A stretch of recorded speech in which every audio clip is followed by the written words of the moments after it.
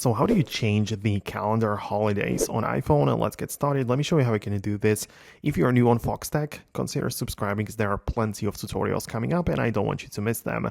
But what you can do is to open up your Apple Calendar application, and in the bottom portion of the display of the view, you can go to different calendars. So you can tap on it like this, and you can see all of the calendars which you are using. And most likely you are going to see some kind of holidays, right? So you can uncheck it if you want to, or not, don't want to see that anymore, or you can enable it if you don't have that, right? So that's kind of how you can do this. You can also tap on add calendar at the bottom, and you can click on add holiday calendar if you want to choose a different one, and it's going to give you all of the possible regions and countries from which you want to pick the holidays, right? So you can, for example, go to random country or whatever, right, in a different languages. So you will be able to see those holidays as a separate calendar, right? And obviously you can delete the your current one, but it kind of depends on your